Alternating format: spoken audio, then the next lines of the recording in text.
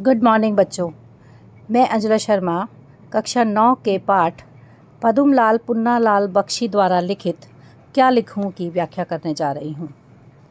बच्चों, ये एक प्रकार का निबंध है। इस पाठ में लेखक ने निबंध लेखन की कठिनाइयों और तरीकों को हास्यपूर्ण ढंग से प्रस्तुत किया है।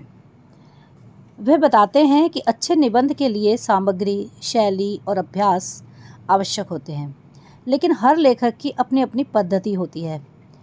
लेखक दूर के ढोल सुहावने के माध्यम से समझाता है कि दूर की चीज़ें हमें अधिक अच्छी लगती हैं, क्योंकि उनकी वास्तविकता का पता नहीं होता।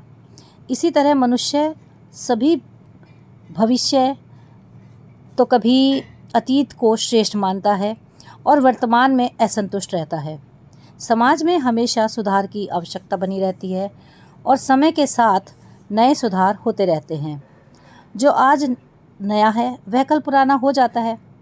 अंत में लेखक निष्कर्ष पर पहुंचते हैं कि जीवन में परिवर्तन और प्रगति निरंतर चलती रहती है। आइए इस पाठ के बारे में जानते हैं। वो लिखते हैं कि मुझे आज लिखना ही पड़ेगा। अंग्रेजी के प्रसिद्ध निबंधकार ए.जी. गार्डिनर का कथन है कि लिखने की एक विशेष मानसिक स्थिति होती है।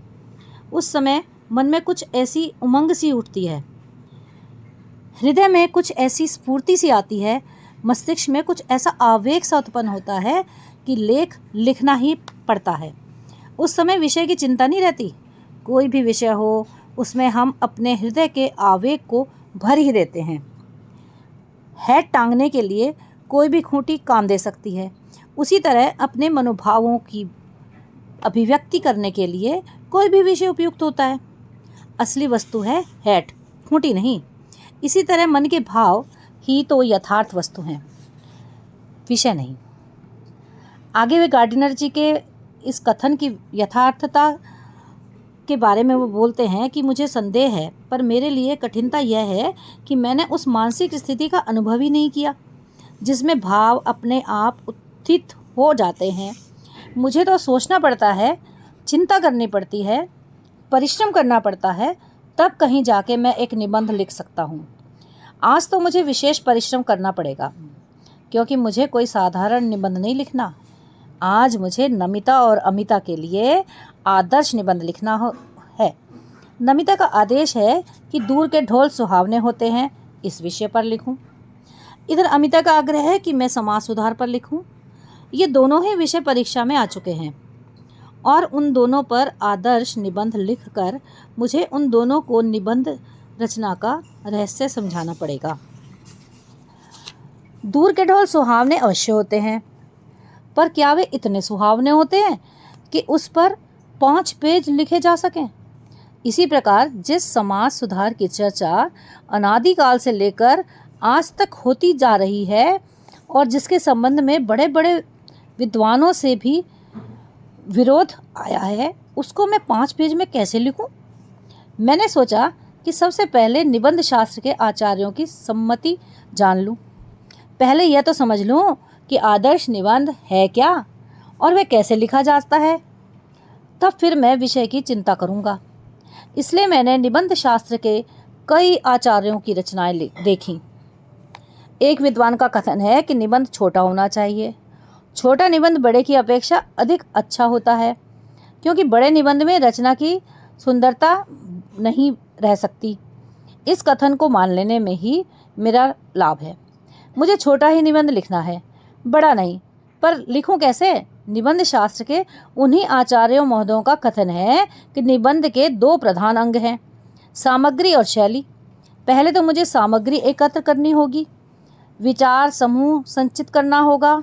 इसके लिए मुझे मनन करना चाहिए। यह तो सच है कि जिसने जिस विषय का अच्छा अध्ययन किया है उसके मस्तिष्क में उस विषय के विचार आते हैं। पर यह कौन जानता था कि दूर के ढोल सुहावने पर भी निबंध लिखने की आवश्यकता होगी। यदि यह बात पहले से ज्ञात होती तो पुस्तकालय में जाकर इस विषय का अनुसंधान कर लेता, पर अब समय नहीं है। मुझे तो यहीं बैठकर 2 ही घंटों में 2 निबंध तैयार कर लेने होंगे।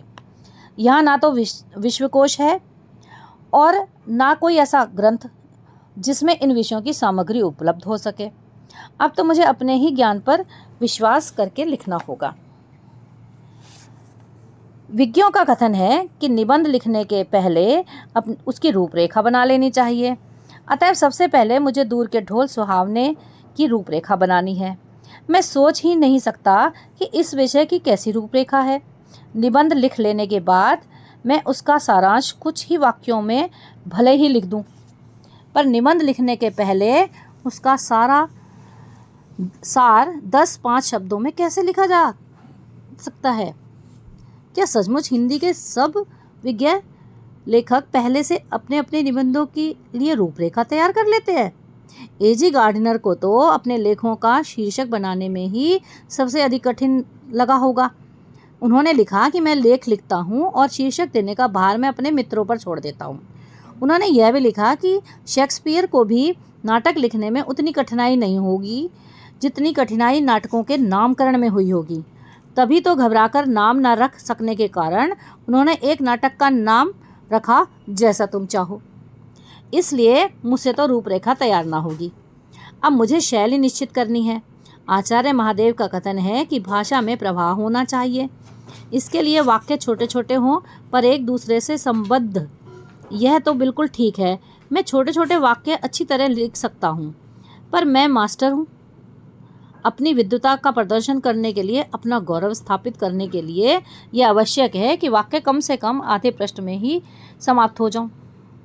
वाण भट्ट से कादम्बरी में ऐसे ही वाक्य लिखे हैं। वाक्यों में स्पष्टता भी न चाहिए, क्योंकि यह स्पष्टता या दुर्बोधता गांभीर्य ला देती है। इसलिए संस्कृत के प्रसिद्ध कवि श्रीहर्ष ने जानबूझकर अपने काव्य में ऐसी गुत्थियां डाल दी हैं जो अज्ञों से ना सुलझ सकें, और सेनापति ने तो अपनी कविता दुर्बोध कर दी। तभी तो अलंकारों, मुहावरों, लोकोक्तियों का समावेश भी निबंधों के लिए आवश्यक बताया जाता है। तब क्या किया जाए? अंग्रेजी के निबंधकारों ने एक दूसरी ही पद्धति को अपनाया है। उनके निबंध इन आचार्यों की कसौटी पर भले ही खरे सिद्ध ना हो, पर अंग्रेजी साहित्य में उनका मान अवश्य है। उस पद्धति के जन्मदाता मॉन्टेन समझ जाते हैं। उन्होंने स्वयं तो जो कुछ देखा, सुना और अनुभव किया, उसी के अपने निबंधों में लिपिबद्ध कर दिया। ऐसे निबंधों की सबसे बड़ी विशेषता यह है कि वे मन की स्वच्छंद रचनाएं हैं।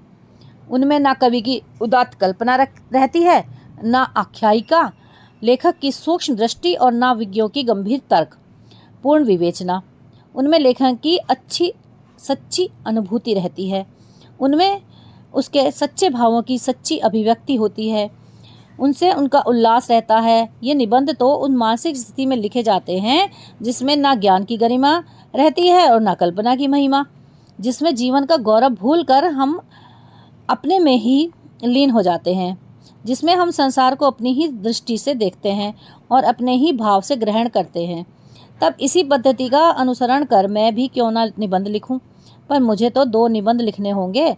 मुझे अमीर खुसरो की एक कहानी याद आती है। एक बार प्यास लगने पर एक कुएं के पास पहुँचे। वहाँ 4 औरतें पानी भर रही थीं। पानी मांगने पर पहले उनमें से एक ने खीर पर कविता सुनने की इच्छा प्रकट की, दूसरी ने चरखे पर, तीसरी ने कुत्ते पर, चौथी ने ढोल पर।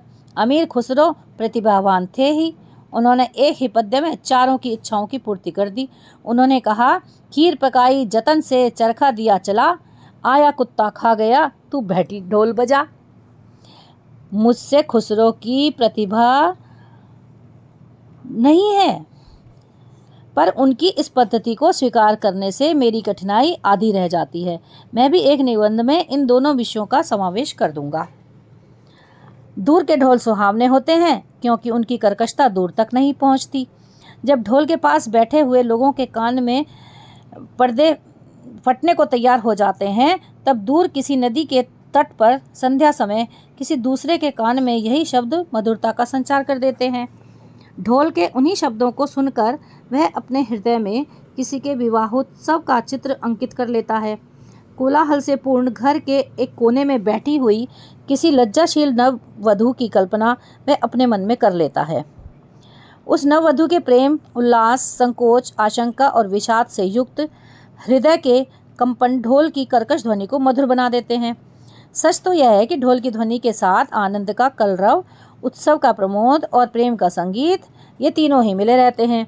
तभी उसकी कर्कशता समीपस्थ लोगों को भी कटु नहीं लगती। दूरस्थ लोगों के लिए तो वह अत्यंत मधुर बन जाती है। यह बात सच है कि दूर से हमें यथार्थता की कठोरता का अनुभव नहीं होता। यही कारण है कि जो तरुण संसार में जीवन संग्राम से दूर हैं, उन्हें संसार का चित्र बड़ा ही मनमोहक प्रतीत होता है। जो वृद्ध हो गए हैं, वह अपनी बाल्यावस्था और तरुणावस्था से दूर हट आए हैं। उन्हें अपने अतीत काल की स्मृति बड़ी सुखद लगती है। वे अतीत का ही स्वप्न देखते हैं। तरुणों के लिए जैसे भविष्य उज्जवल होता है, वैसे ही वृद्धों के लिए अतीत। वर्तमान से दोनों को असंतुष्ट होते हैं। तरुण भविष्य को वर्तमान में लाना चाहते हैं और वृद्ध अतीत को खींचकर वर्तमान में देखना चाहते हैं। तरुण क्रांति के समर्थक होते हैं और वृद्ध अतीत गौरव के संरक्षक। इन्हीं दोनों के कारण वर्तमान सदैव क्षुब्ध रहता है और इसी से वर्तमान काल सदैव सुधारों का काल बना रहता है।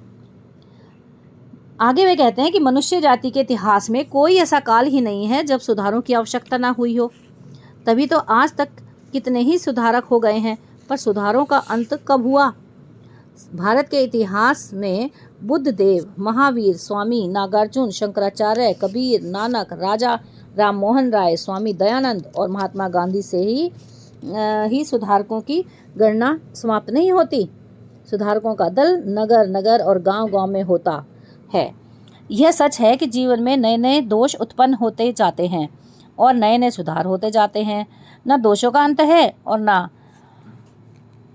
सुधारों का। जो कभी सुधार थे वही आज दोष हो गए हैं और उन सुधारों का फिर नव सुधार किया जाता है। तभी तो यह जीवन प्रगतिशील माना जाता है।